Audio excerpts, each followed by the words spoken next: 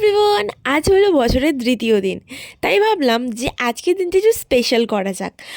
তাই জন্যই প্রথমে কাজ থেকে ছুটি হওয়ার পর চলে গেছিলাম একটা পানের দোকানে, কারণ বাবু আমাকে নিতে আসবে। তাই ভাবলাম বাবুকে একটা পান দিয়ে সারপ্রাইজ দেবো। তো ওকে আমি পান দিলাম, আর ও আমার জন্য একটা রোজ নিয়ে এসে দাঁড়িয়েছিল, কারণ নিউ ইয়ারে প্রত্যেক বছরই ও আমাকে আর বনুকে একটা করে রোজ দেয় আর বলে এই বছরটা তোমার ফুলের মতো সুন্দর যাক।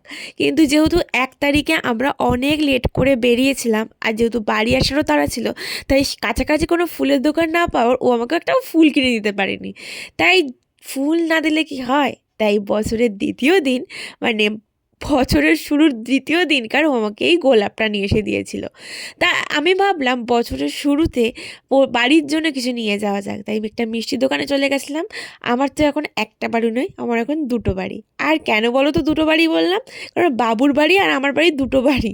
আর যেহেতু বাবু নিজেও মনে করে ও দুটো বাড়ি আর দুটো বাড়িতেই এফোর্ট দেয়, তাই ওকে দেখা দেখি আমিও এখন দুটো বাড়িতেই এফোর্ট দিই। দুই বাড়ির জন্য মিষ্টি এনেছিলাম, আর বোনকে ও দিয়েছিল গোলাপ ফুল।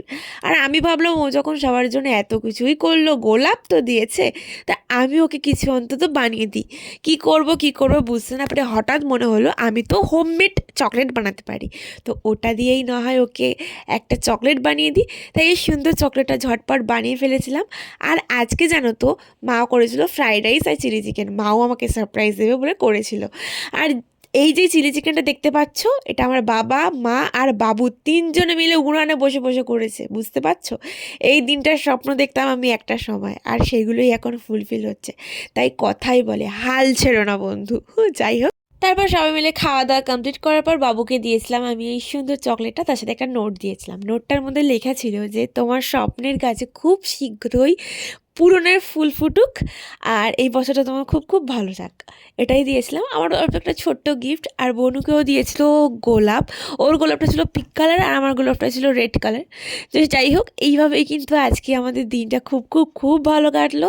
তো চলো আজকের মতো টাটা। আর জানো তো, রাত্রিবেলা হলে আমরা দুই বোন সেরকম সুখ দুঃখের গল্প করি। ওর দুঃখের গল্প করে, আমি আমার সুখের গল্প করি। এইভাবে আমাদের দিনটা খুব সুন্দরভাবে কেটে গেলো। তো চলো আজকের মতো টাটা।